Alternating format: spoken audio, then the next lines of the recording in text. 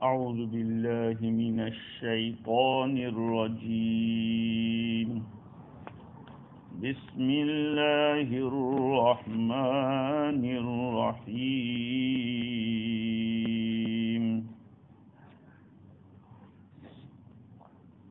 إذ قالت الملائكة يا مريم إن الله يبشرك بكلمة منه اسمه المسيح عيسى ابن مريم وجيها في الدنيا والآخرة ومن المقربين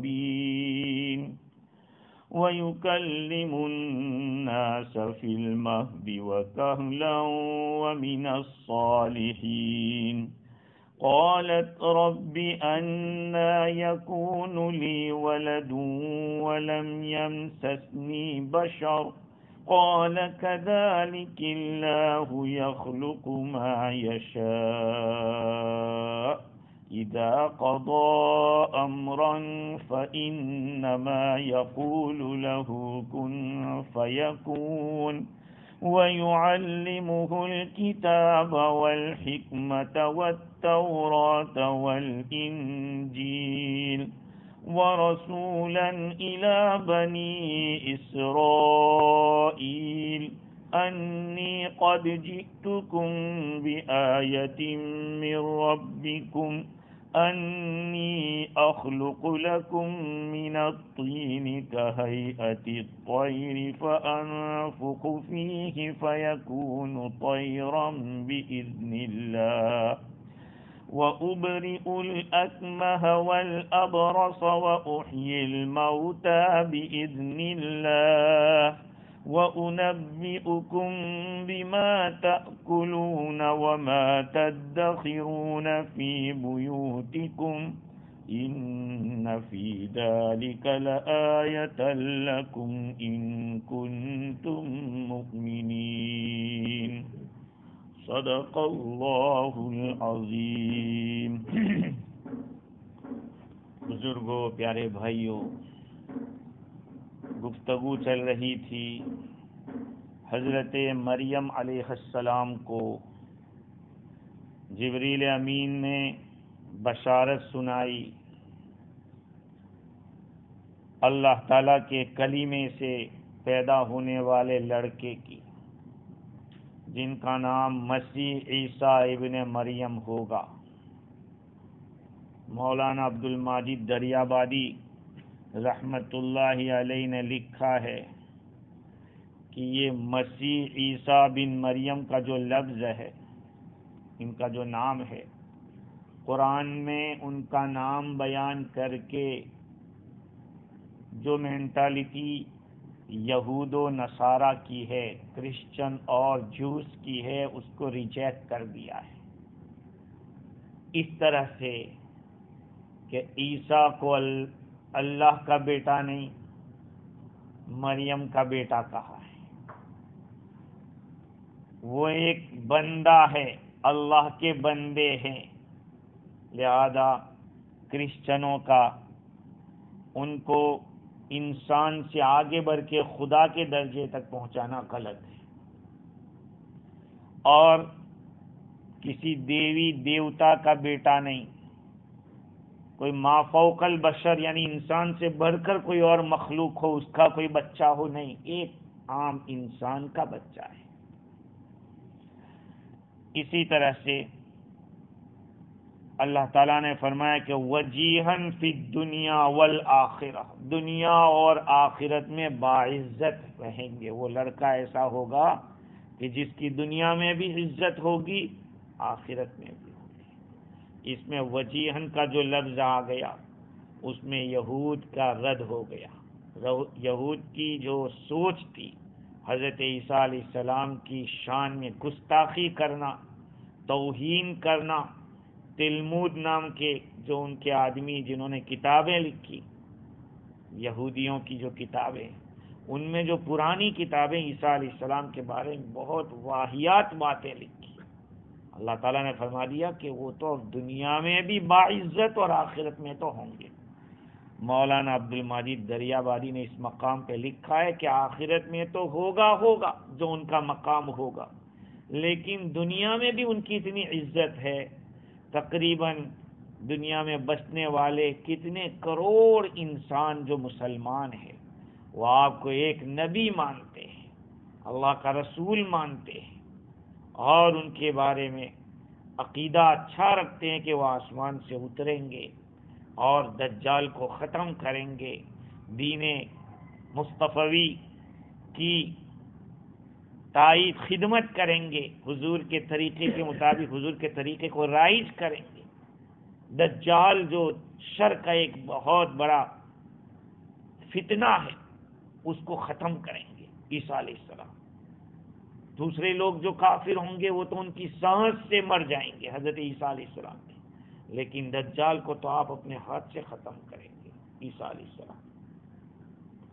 اس کے ساتھ ساتھ یعنی مسلمان تو ان کو مانتے ہی نبی، لیکن ایک بہت بڑی دنیا کرسچنوں کی ہے، چاہے ان کا عقیدہ غلط ہے لیکن وہ ان کی تعظیم کر رہی ہے، خدا کے درجے تک پہنچا دیا وہ تو غلط ہے، لیکن رسپیکٹ تو ہے ان کی، وہ رسپیکٹ کے اندر جو غلطی پر ہے وہ اپنی جگہ۔ تو ایک طرف مسلمان بھی عزت کرتے ہیں، کرسچن بھی عزت کرتے، وجیہن فی الدنیا، دنیا میں باعزت، والآخرہ، آخرت میں بھی عیسیٰ علیہ السلام کا مقام ہوگا، سفارش کریں گے، وَمِنَ الْمُقَرَّبِينَ، وَمِنَ الْمُقَرَّبِينَ، اور اللہ تعالیٰ کے مقرب بندوں میں سے، اور تو بہت سارے مقرب ہیں اللہ کے، ان میں سے ایک یہ بھی ہوں گے۔ یہ مقربین کا جو لفظ آیا ہے اس میں اشارہ اس بات کی طرف کیا گیا ہے کہ جو نصارہ ان کے بارے میں غلط خیالات رکھتے ہیں، ان کو توہین، ان کی بے عزتی جو کرتے تھے، یہ مقربین کا لفظ لا کر ساری جو ان کی عظمت کی بات تھی وہ آ گئی کہ اللہ کا مقرب ہے۔ مقربین کہہ کر یہ بھی کہہ دیا کہ وہ خدا نہیں ہے، خدا کے مقرب لوگوں میں سے ہے۔ وَيُكَلِّمُ النَّاسَ فِي الْمَهْدِ وَكَهْلًا، اور وہ لوگوں سے بات کریں گے گہوارے میں۔ بچہ پیدا ہوتے ہی بات نہیں کرتا ہے، آپ لوگوں نے دیکھا ہوگا دنیا کے اندر پیدا ہونے والا ہر جانور پیدا ہوتے ہی اچھل کود کرنے لگتا ہے، چلنے پھرنے لگتا ہے، لیکن حضرت انسان کا بچہ ایک دم سے نہ بیٹھتا ہے نہ کھڑا ہوتا ہے، کئی مہینے لگ جاتے ہیں، اس کے بعد وہ تو حرکتیں کرتا ہے۔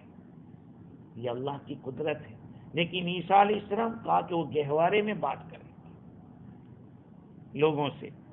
تو بات کرنا کہا کہ ہاں ایسی بات کریں گے جو بڑی عمر کا آدمی بات کرتا ہے۔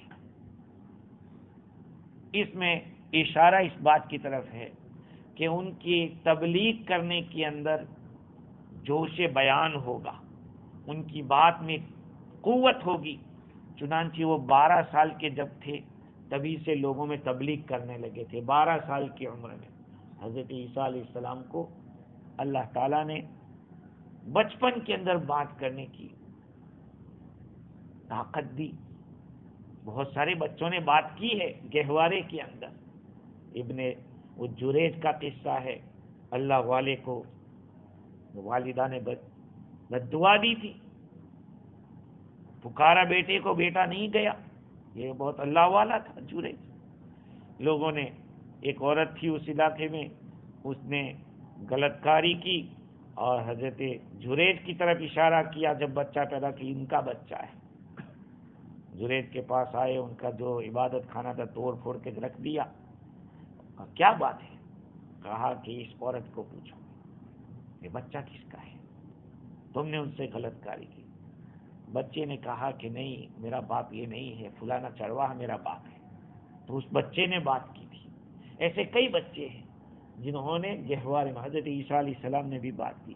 وَمِنَ الصَّالِحِينَ، اور اس کے ساتھ ساتھ وہ صالحین میں سے ہوں گے۔ صلاح کا ایک بہت بڑا درجہ ہے، کہ حضرت عیسیٰ علیہ السلام ان صالحین میں سے۔ آگے اللہ تعالیٰ، یہاں سے ہماری بات رکی ہوئی تھی، کچھ باتیں ایسی تھی جس کا جاننا بہت ضروری تھا، کیونکہ جہاں جہاں یہودیت اور نصرانیت نے ہم سے کچھ اختلاف کیا ہے اس کو بتلانا ضروری تھا۔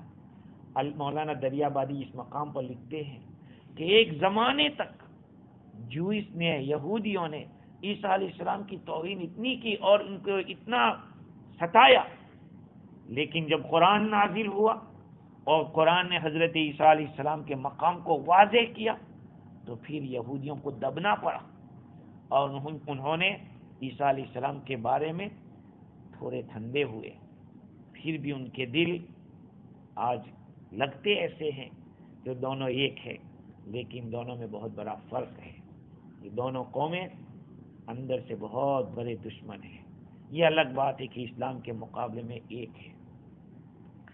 قالت رب انا یکون لی ولد ولم یمسسنی بشر۔ ادھر تو بات ہو رہی تھی فرشتے کی، مریم علیہ السلام سے، کہ تم کو بچہ ہوگا، ایسا ہوگا، ویسا ہوگا، اتنی صفات کا حامل ہوگا۔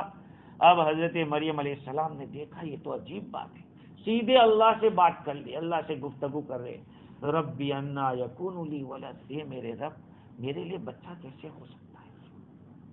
ڈائریکٹ اللہ سے کہہ رہی میرے لیے بچہ کیسے ہو سکتا ہے، حالانکہ کسی انسان نے مجھے چھویا تھا، یعنی مجھ سے صحبت تو کی نہیں۔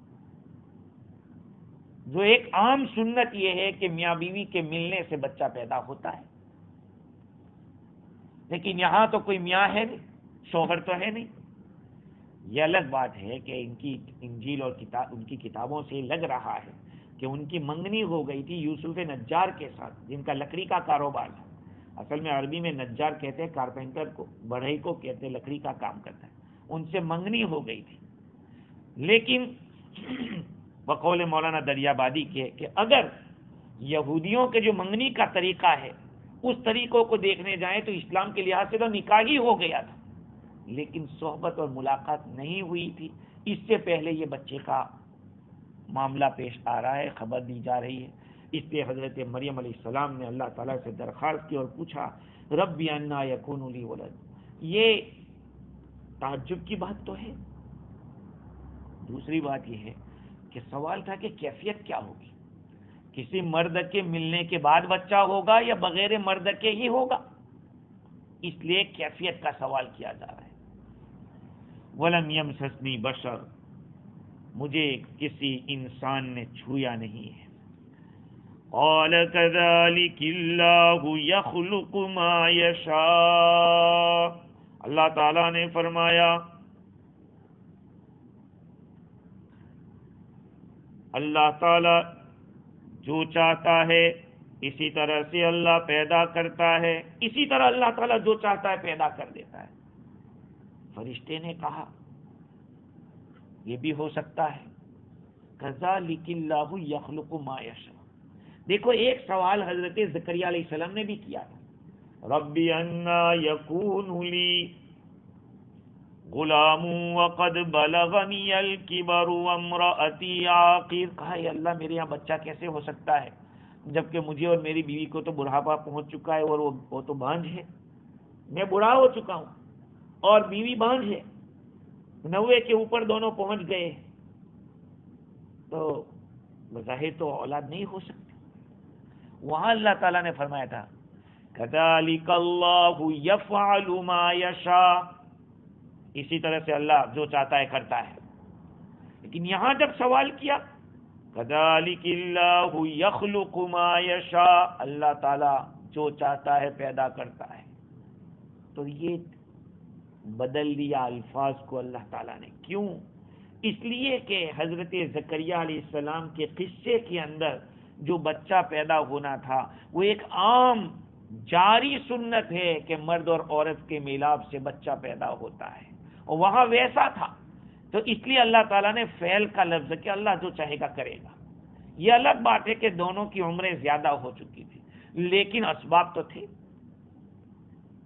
ایک درخت بہت پرانا ہو جائے پھر بھی پھل دیتا ہے، تو بھئی درخت تو ہے، درخت سے پھل مل رہا ہے، لیکن بغیر درختے کے ہی پھل مل جاوے.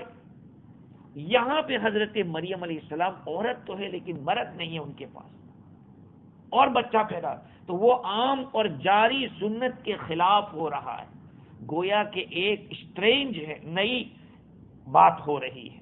تو اللہ تعالیٰ نے وہ لفظ استعمال کیا جس میں اختراع, ایک نیا کوئی معاملہ پیش آنے والا ہو. کذالک اللہ یخلق ما یشاء, اللہ تعالیٰ اسی طرح سے جو چاہتا ہے, جس کو چاہتا ہے پیدا کرتا ہے. اس لیے یہاں خلقت کا لفظ استعمال کیا. اذا قضى امرا فانما يقول له كن فيكون.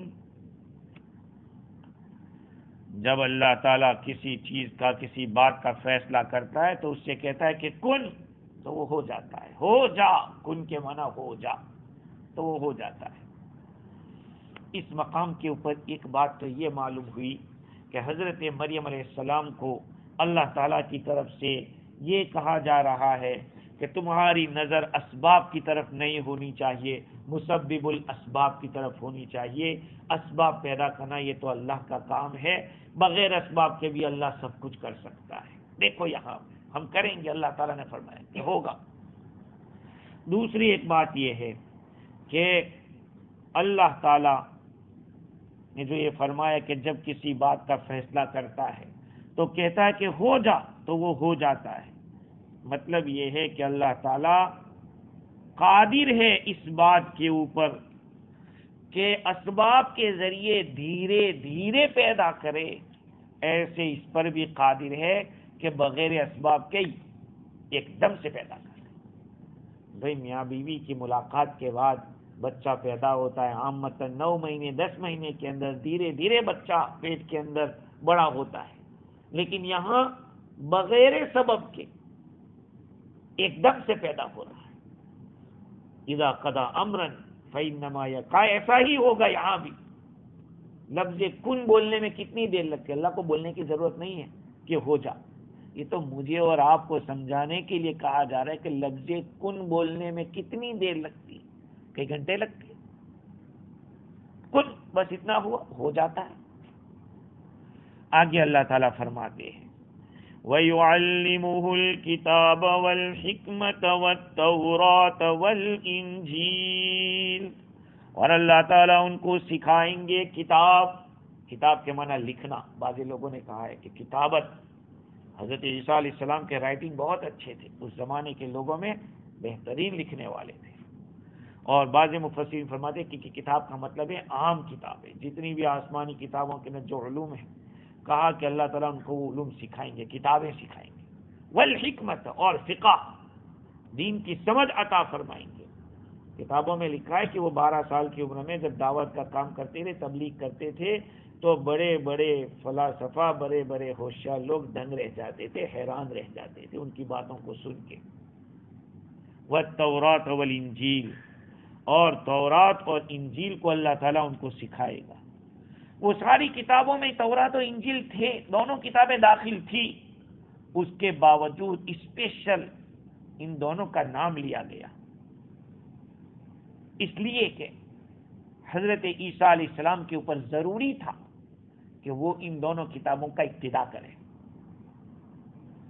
دیکھو بعض چیزیں ایسی ہوتی ہے کہ اس کو کہتے اصولی, جیسے کہ توحید, رسالت, معاد, یعنی اللہ کو ایک ماننا, نبی کا ماننا, اور قیامت کے دن پہ ایمان, یہ اصولی بات ہے. اس میں سارے نبی برابر ہے کہ سب نے یہ تینوں باتیں کہی ہیں. لیکن کچھ فروعی باتیں ہوتی ہیں, جیسے کہ نماز کے اندر یہ پڑھو, نماز کے اندر سورہ فاتحہ پڑھنا, سورت کو ملانا, رکوع کرنا, یہ ساری فروعی باتیں. تو کہا کہ فروع اعمال کے اندر حضرت عیسیٰ علیہ السلام کو تورات و انجیل پر چلنا تھا, اور اصول کے اندر ساری کتابیں برابر ہیں. آسمانی کتاب میں سے کسی کتاب نے خدا کے بارے میں 2 باتیں نہیں کہی, اللہ ایک ہی ہے. نبیوں کے بارے میں کوئی بات دوسری نہیں کی کہ اس نبی کے دونوں الگ فرق کرنا, اس کو مانو اس کو نہیں مانو. اور قیامت کے بارے میں بھی سارے نبی برابر بات کر, ایک ہی بات تھی. اس لیے ان 2 کتابوں کا خصوصی طور پر ذکر کیا تورات اور انجیل. وَرَسُولًا إِلَى بَنِي إِسْرَائِيل، اور ان کو رسول بنائیں گے بنی اسرائیل کی طرف. اس سے معلوم ہوا کہ حضرت عیسیٰ علیہ السلام انبیاء بنی اسرائیل میں سے تھے. حضرت یعقوب علیہ السلام کی جو اولاد کہلاتی ہے وہ بنی اسرائیل کہلاتی ہے. اسرائیل یعقوب علیہ السلام کا نام ہے، اسرن اور ایل سے بنا ہے، جس کے معنی عبداللہ. ان کی جو اولاد ہے وہ بنی اسرائیل ہے، اور ان میں نبی حضرت یوسف علیہ السلام ہے. تو قاضی ثناء اللہ پانی پتی رحمۃ اللہ علیہ نے لکھا کہ بنی اسرائیل کے نبیوں کا جو سلسلہ شروع ہوتا ہے وہ حضرت یوسف علیہ السلام سے شروع ہوتا ہے، اور جو اینڈ ہوتا ہے حضرت عیسیٰ علیہ السلام پر ہوتا ہے. اور عیسیٰ علیہ السلام بنی اسرائیل کے آخری نبی، تو ان کو بھی اللہ کے سب سے آخری نبی میرے اور آپ کے آقا رسول اکرم صلی اللہ علیہ وسلم کی امت کے اندر ان کو بھیجا جائے گا. وہ آئیں گے آسمان سے، اور پھر حضور صلی اللہ علیہ وسلم کے جو شریعت ہے اس کے مطابق عمل کرائیں گے اور کریں گے. وَرَسُولًا إِلَى بَنِي إِسْرَائِيلَ، آگے اللہ تعالیٰ فرماتے ہیں انی قد جئتکم بآیۃ من ربکم، کہ میں تمہارے پاس اپنے رب کی طرف سے نشانیاں لایا ہوں.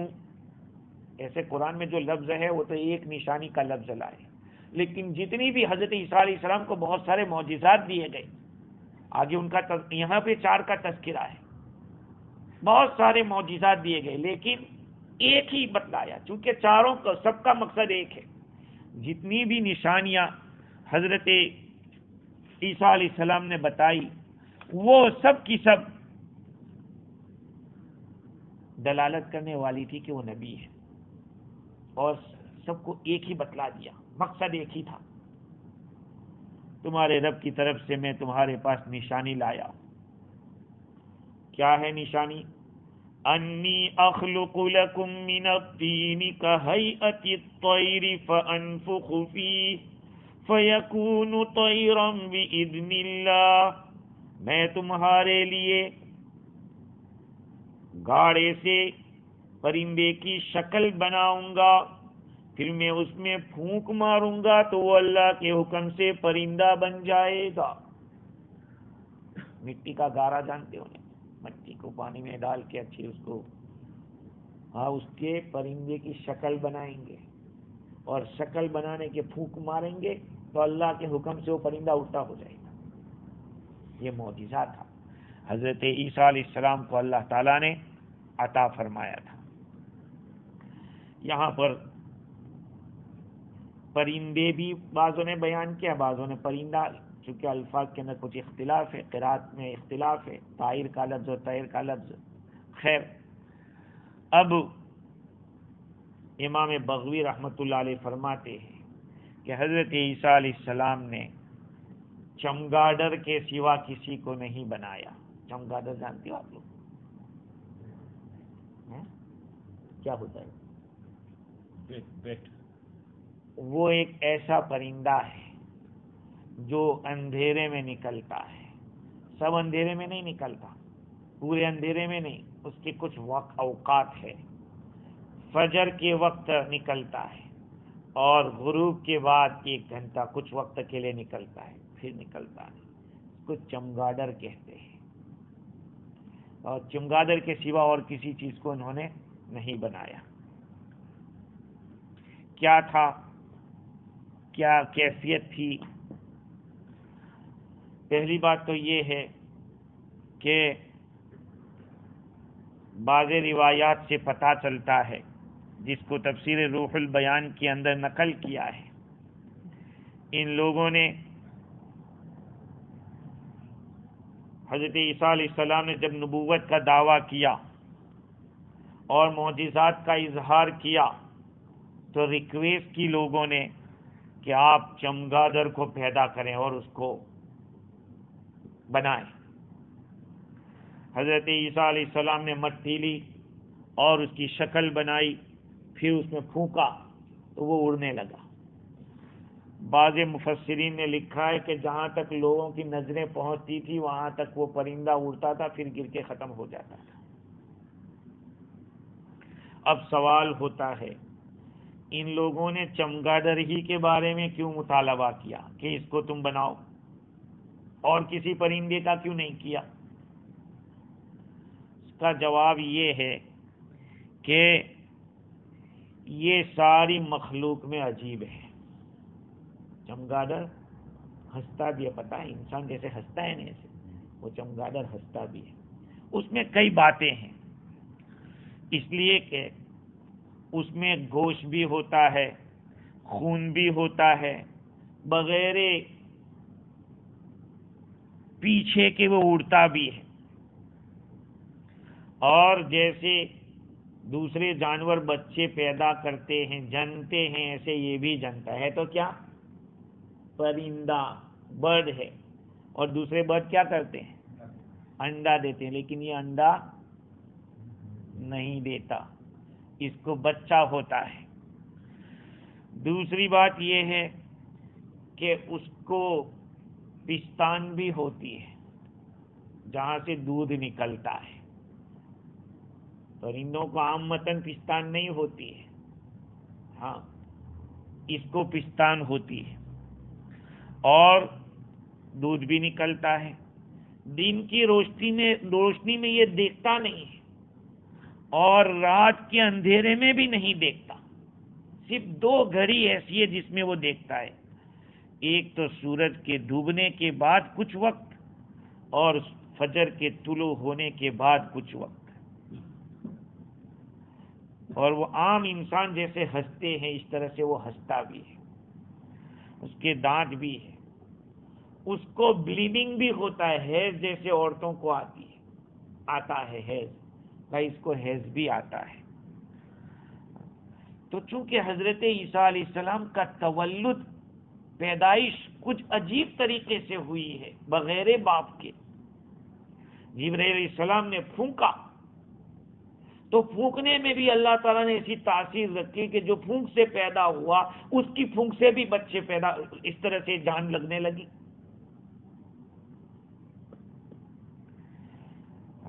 عیسیٰ علیہ السلام کی پھونک کے اندر بھی اللہ تعالیٰ نے ایک قسم کی زندگی رکھی تھی۔ تو اللہ تعالیٰ فرماتے ہیں کہ عیسیٰ علیہ السلام نے یہ فرمایا لوگوں سے کہ میں تمہارے لیے گاڑے سے پرندے کی شکل بناؤں گا، پھر میں اس میں پھونکوں گا تو وہ اللہ کے حکم سے اڑنے لگے گا، پرندہ ہو جائے گا۔ یہ ایک بات ہو گئی۔ وَأُبْرِئُ الْأَكْمَحَ وَالْأَبْرَصَ وَأُحْيِي الْمَوْتَى بِإِذْنِ اللَّهِ، اور میں مادرزاد اندھے کو اور کوڑی کو درست کر دوں گا۔ یہ ڈاکٹری کا کام ہے، بیمار کو شفا دینا، علاج کرنا، یہ کس کا کام ہے؟ ڈاکٹر کا کام ہے۔ حضرت عیسیٰ علیہ السلام کو اللہ تعالیٰ نے وہ معجزہ دیا کہ اکمہ اور ابرس تو وہ ہے کہ جس کے چہرے کے اوپر داغ ہوتے ہیں، سفید داغ، اور اکمہ کے معنی ہے جو ماں کے پیٹ سے ہی اندھا پیدا ہوا ہو، یا اس کے آنکھ بالکل ایسی سپاٹ ہو، بالکل۔ بعض حضرات فرماتے ہیں کہ جس کی نگاہ کمزور ہو اور اس میں پانی بہت زیادہ بہتا ہو، اس کے باوجود نگاہوں میں کمزوری ہو۔ بعض کہتے ہیں کہ جس کو دن میں دکھتا ہو رات کو نہ دکھتا ہو، بہت ساری باتیں۔ لیکن یہ دو بیماریاں ہیں، یہ دونوں بیماریاں ایسی ہیں کہ ڈاکٹر اس کا علاج کرنے سے عاجز ہے۔ اب اللہ تعالیٰ نے اپنی حکمت سے ہر زمانے کے نبی کو اس زمانے میں جس چیز کا زیادہ زور رہا ایسا معجزہ دیا۔ چنانچہ حضرت موسیٰ علیہ السلام کے زمانے میں جادو کا بہت زیادہ زور تھا، تو موسیٰ علیہ السلام کو بھی ایسا معجزہ دیا کہ موسیٰ علیہ السلام ایسے ڈنڈا پھینکتے تھے وہ سانپ بن جاتا تھا، اسے ہاتھ ڈالتے تھے بغل میں تو وہ چمکدار ہو جاتا تھا۔ دندے سے 12 چشمے بھی ہو گئے، 12 راستے بھی ہو گئے. تو یہ ایک شان ایسی تھی جو ایک جادو میں ہوتی ہے، لیکن وہ جادو نہیں تھا، وہ معجزہ تھا. پہلے بھی میں نے عرض کیا تھا کہ جادو اور معجزے میں فرق ہے. جادو کا توڑ ہو سکتا ہے، معجزے کا توڑ نہیں ہو سکتا. جادو انسان اپنی محنت سے کچھ کر کے حاصل کر لیتا ہے، لیکن معجزہ یہ اللہ کا فعل ہوتا ہے، اللہ کا فعل ہوتا ہے. تو موسیٰ علیہ السلام کو اللہ تعالیٰ نے معجزہ دیا، اس زمانے کے جادوگروں کا توڑ. حضرت عیسیٰ علیہ السلام کے زمانے میں ڈاکٹری کا بہت زور تھا، علاج و معالجے کا، تو اللہ تعالیٰ نے ان کو اس شان کا معجزہ دیا. میرے اور آپ کے آقا رسول اکرم صلی اللہ علیہ وسلم کے زمانے میں عربی زبان کی فصاحت، بلاغت، زبان کا زور تھا، تو قرآن کا معجزہ دیا. اللہ کے نبی نے بھی ایسے معجزات آپ کے ہاتھ سے ظاہر ہوئے کہ مردے زندہ ہوئے، حضور سے بھی ہوئے. لیکن عیسیٰ علیہ السلام کے زمانے کے اندر جو ضرورت تھی اس لحاظ سے آپ کو وہ معجزہ دیا گیا. خیر، تو اللہ تعالیٰ نے عیسیٰ علیہ السلام کو یہ معجزہ دیا تھا. چنانچہ روایات میں آتا ہے کہ آپ کے پاس 50,000 ایک دن کے اندر ایسے لوگ آتے تھے علاج کے لیے. آپ یہ دعا کرتے تھے، وہب ابن المنبہ کی روایت ہے، بعد میں جو دعا آ رہی ہے وہ دعا پڑھتے تھے اور ہاتھ پھیرتے وہ آدمی اچھا ہو جاتا تھا. اندھا ہوتا وہ سونکھا ہو جاتا تھا، دیکھنے والا ہو جاتا، اور جس کو کوری کا مرض ہوتا وہ صاف ستھرا ہو جاتا تھا. جہاں وہ لوگ ان کے پاس نہیں پہنچ سکتے تھے، عیسیٰ علیہ السلام خود وہاں پہنچتے تھے. الغرض آپ علاج کرتے. اور وہب ابن منبہ فرماتے ہیں کہ دعا یہ تھی، اللہم انت الہ من فی السماء و الہ من فی الارض. اے اللہ، تو معبود ہے ان لوگوں کا جو آسمان میں ہے اور ان لوگوں کا جو زمین کا اندر ہے. اور وہ الہ لا الہ فیہما غیرک، اور زمین اور آسمان میں تیرے سوا کوئی معبود نہیں ہے. وَأَنْتَ جَبَّارُ مَنْ فِي السَّمَاوَاتِ وَجَبَّارُ مَنْ فِي الْأَرْضِ لَا جَبَّارَ فِيهِمَا غَيْرُكَ. اور تو جبار ہے آسمان میں جو کوئی ہے اس کا، اور جو کچھ زمین میں ہے اس کا. جبار کے ایک معنی یہ ہوتا ہے کہ انجبار کرنے والا، ہاں، ریکوری کرنے والا. اور زمین اور آسمان میں تیرے سوا کوئی جبار نہیں ہے. انت ملک من فی السماء و ملک من فی الارض لا ملک فیہما غیرک. تو بادشاہ ہے اس کا جو آسمان میں ہے اور اس کا جو زمین میں ہے، تیرے سوا دونوں میں، زمین و آسمان میں کوئی بادشاہ نہیں. قدرتک فی الارض کا قدرتک فی السماء. تیری طاقت، تیری قدرت آسمان میں اسی طرح ہے، زمین میں اسی طرح ہے جیسے تیری قدرت آسمان میں ہے. سلطانک فی الارض کا سلطانک فی السماء. اور تیری سلطنت، بادشاہت، تیری طاقت اور تیرا غلبہ زمین میں ہے اس طرح سے جس طرح تیرا غلبہ آسمان میں ہے، اور ان دونوں میں تیرے سوا کسی کا غلبہ نہیں. اسألک باسمک الکریم. میں تجھ سے سوال کرتا ہوں تیرے معزز نام کے واسطے سے، اور ووجہک المنیر، اور تیرے روشن چہرے کے واسطے سے، وملکک القدیم، تیری پران قدیم بادشاہت کے واسطے سے. انک علی کل شیء قدیر. تو ہر چیز کے اوپر قدرت رکھنے والا ہے. وہب ابن منبہ فرماتے کہ کوئی گھبرایا ہوا یا کسی پر جنون ہو، اس پر اگر یہ پڑھا جاوے اور لکھ کر اس کو پلایا جائے اس کا پانی، انشاءاللہ وہ صحیح ہو جائے گا، ٹھیک ہو جائے گا.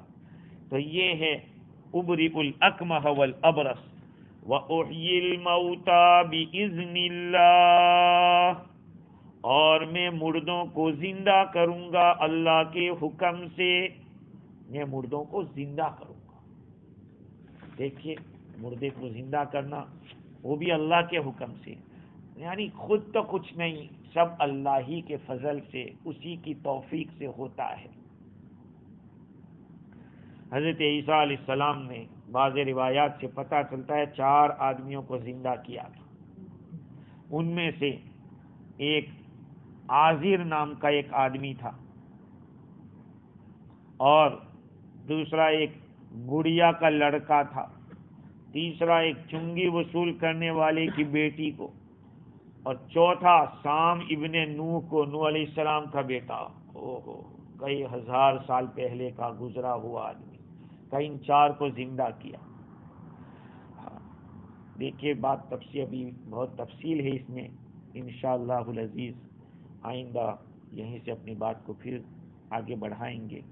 اللہ تعالیٰ مجھے اور آپ کو قرآن مجید کے ساتھ محبت عطا فرمائے، ہمارے عقائد کو اللہ تعالیٰ درست فرمائے، اور ہر نبی کا احترام اور اللہ والوں کی قدر کرنے کی توفیق عطا فرمائے۔ سبحان اللہ بحمدہ، سبحانک اللہم وبحمدک۔